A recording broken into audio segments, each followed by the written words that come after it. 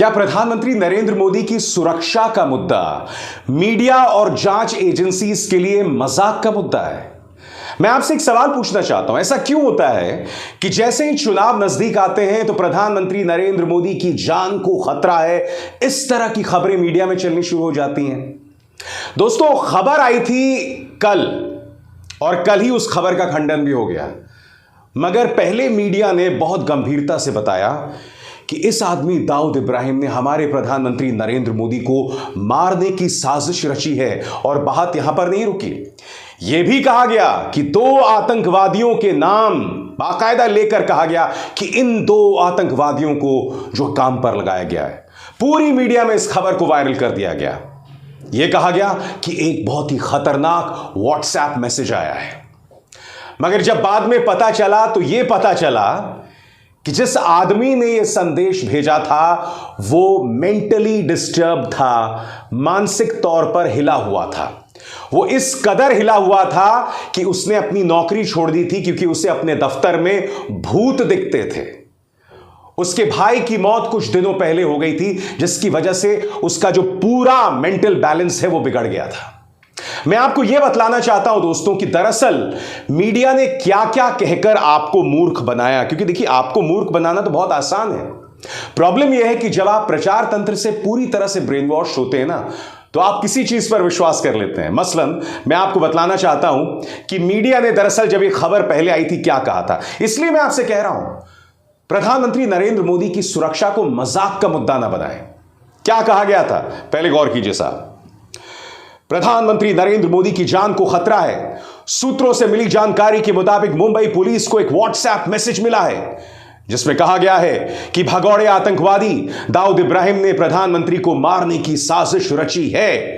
इस मैसेज के बाद सुरक्षा एजेंसीज अलर्ट पर हो गई। और यही नहीं दोस्तों, बाकायदा 2 लोगों का नाम लिया गया कि वो कौन से 2 लोग हैं जिन्हें इस मिशन पर चुना गया है। आपके स्क्रीन पर साहब जानकारी के मुताबिक मुंबई ट्रैफिक पुलिस के हेल्पलाइन नंबर पर यह ऑडियो मैसेज सोमवार रात को आया। ऑडियो मैसेज में कहा गया कि दाऊद इब्राहिम ने मुश्ताक अहमद और मुश्ताक नाम के 2 आतंकवादियों को प्रधानमंत्री मोदी को मारने की सुपारी दी है। और बाद में दोस्तों खबर क्या आती है आपके स्क्रीन पर। मुंबई पुलिस पड़ताल करती है, मामला जो है केरल का निकलता है। एक व्यक्ति जो मेंटली डिस्टर्ब था, पूरी तरह से उसका मानसिक तालमेल जो है बिगड़ा हुआ था। उसे दफ्तर के अंदर भूत दिखते थे, इसलिए उसने दफ्तर से रिजाइन कर दिया था। उसके भाई की मौत कुछ दिनों पहले हुई थी। मगर इससे क्या पता चलता है, मैं आपसे एक सवाल पूछना चाहता हूं, क्या जांच एजेंसीज पहले इस मुद्दे की जांच करके खुद संतुष्ट नहीं हो सकती थी? बताइए। क्योंकि बगैर जांच किए एक ऐसी कॉल आ गया, व्हाट्सएप मैसेज आया, आपने पूरे मीडिया में फैला दिया। क्यों?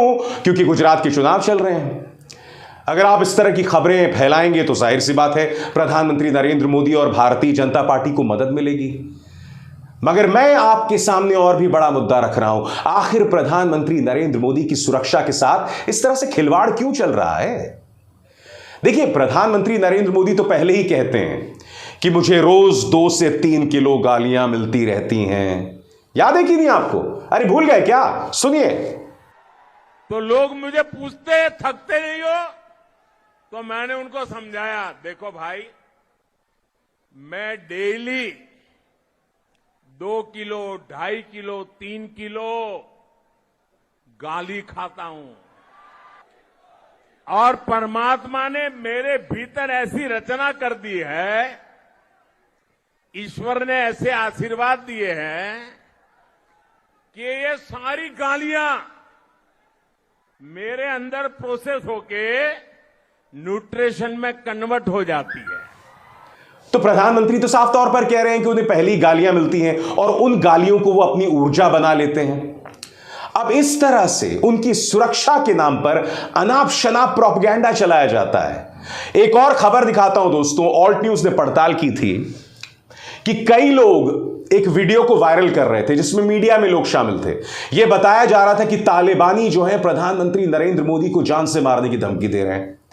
और ये जो वीडियो था बहुत पुराना था। उसे बिल्कुल ताजा तरीन वीडियो बताकर उसे वायरल किया जा रहा था। उत्तर प्रदेश के चुनावों के दौरान क्या हुआ था, याद है आपको? प्रधानमंत्री नरेंद्र मोदी इस पुल पर फंस जाते हैं क्योंकि वहां से 2 किलोमीटर दूर किसान खड़े हो रहे होते हैं और किसान उनके पंजाब में चुनावी सभा का विरोध कर रहे होते हैं। प्रधानमंत्री वहीं से लौट जाते हैं और लौटकर क्या कहते हैं कि अपने मुख्यमंत्री को बता देना मैं किसी तरह से अपनी जान बचाकर आया हूं। अब इस खबर पर गौर कीजिए दोस्तों। इस खबर के मुताबिक आपकी स्क्रीन पर खालिस्तान समर्थकों की धमकी, सुप्रीम कोर्ट के वकीलों को आया कॉल, मोदी का काफिला रोकने के लिए एसएफजे जिम्मेदार, मोदी की मदद ना करें। इस तरह की खबरों को वायरल किया गया था। मैं आपसे एक सवाल पूछना चाहता हूं और आपको याद होगा यह मुद्दा मैंने अपने कार्यक्रम में उठाया था। किन लोगों ने प्रधानमंत्री का काफिला रोका था? ये वो लोग थे जो प्रधानमंत्री के काफिले के सामने पहुंच गए और भाजपा जिंदाबाद के नारे लगा रहे थे। और जब ये नारे लगा रहे थे तो प्रधानमंत्री के आसपास जो सुरक्षा का घेरा था, किसी ने उनको नहीं रुका, किसी ने उनको कुछ नहीं कहा, किसी ने गोली नहीं चलाई। क्योंकि देखिए, अगर प्रधानमंत्री नरेंद्र मोदी की जान को खतरा था तो सुरक्षा एजेंसीज को तो बहुत ही अग्रेसिव होके, आक्रामक होकर कार्रवाई करनी चाहिए थी। कुछ नहीं किया। क्यों? क्योंकि मैंने आपको बताया था कि इनमें से ये बंदा जो है, ये हिमाचल बीजेपी का एक नेता था। और बदनाम किसको किया गया? पंजाब की जनता को। नाम किसका लिया गया? खालिस्तान समर्थकों को। और यही नहीं, टाइम्स नाउ नवभारत ये भी कह रहा था, ये देखिए साहब, कि हम ये खबर आपको ला रहे हैं और हमें धमकियां मिल रही हैं कि इस खबर को ना दिखाया जाए। मैं आपको अब पूरी एक फहरिस्त दिखा रहा हूं दोस्तों, आपकी स्क्रीन पर देखिए। पिछले कई सालों में किस तरह से प्रधानमंत्री नरेंद्र मोदी को जान से मारने की धमकियां मिलती रही हैं। यानी कि आजाद भारत के इतिहास में पिछले 5 या 6 सालों में जितनी धमकियां प्रधानमंत्री नरेंद्र मोदी को मिल चुकी हैं, सुरक्षा एजेंसीज के जुबान से, उनके सोर्स से, आज तक किसी प्रधानमंत्री को इतनी धमकियां नहीं मिली। आपकी स्क्रीन पर देखिए दोस्तों। यही नहीं, यह भी कहा गया था कि प्रधानमंत्री नरेंद्र मोदी और मुख्यमंत्री आदित्यनाथ को जान से मारने की धमकी एक व्यक्ति दे रहा है और वो जेल के अंदर बंद है, प्रयागराज के जेल के अंदर बंद है। तमाम एजेंसीज, तमाम मीडिया में यह भी चलाया गया था कि इसकी पड़ताल होनी चाहिए, क्या इसके तार किसी आतंकवादी के साथ जुड़े हुए हैं। और माहौल क्या था? उत्तर प्रदेश के चुनावों का माहौल था। और अब माहौल क्या है? गुजरात के चुनावों के माहौल है। और इस बात पर गौर कीजिएगा, जब भी प्रधानमंत्री किसी मुश्किल में होते हैं, जब भी भारतीय जनता पार्टी किसी मुश्किल में होती है, कहीं से कोई दबाव होता है या फिर चुनावों का माहौल होता है, तब इस तरह की खबरें हमेशा आती हैं। आपकी स्क्रीन पर देखिए, मैं मजाक थोड़ा ना कर रहा हूं। मजाक तो वो लोग कर रहे हैं जो प्रधानमंत्री नरेंद्र मोदी की सुरक्षा के नाम पर खिलवाड़ करते हैं। मजाक वो लोग करते हैं। मैं प्रधानमंत्री नरेंद्र मोदी के पद को बहुत गंभीरता से लेता हूं। वो देश के प्रधानमंत्री, उनकी एक एक बात, उनका एक एक पहलू अहम है। मगर जिस तरह से इस देश की मीडिया ने, इस देश की जांच एजेंसीज ने उनके सुरक्षा के नाम पर मजाक बना रखा है ना, वो शर्मनाक है। अभी हाल ही में क्या हुआ था? पहले गुजरात में और फिर वही तस्वीर हिमाचल में सामने उभर कर आई थी।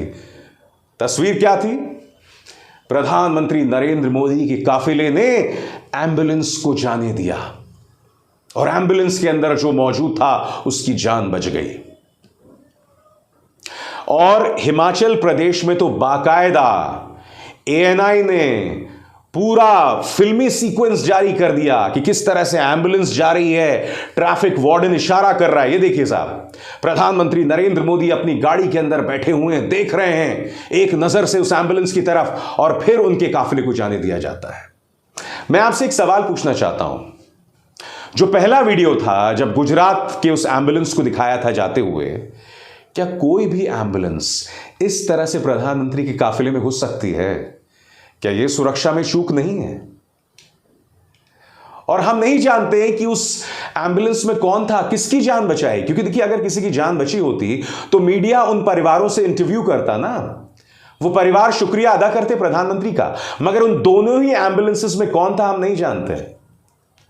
मगर इस तरह की खबरें जो हैं वो छोड़ दी गई जनता के बीच में।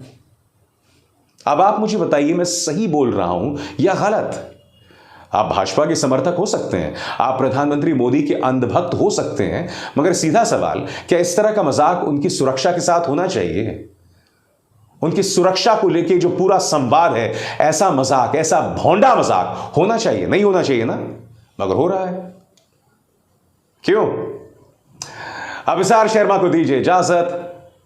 नमस्कार। स्वतंत्र और आजाद पत्रकारिता का समर्थन कीजिए, सच में मेरा साथी बनिए। बहुत आसान है दोस्तों, इस ज्वाइन बटन को दबाइए और आपके सामने आएंगे ये 3 विकल्प, इनमें से एक चुनिए और सच के इस सफर में मेरा साथी बनिए।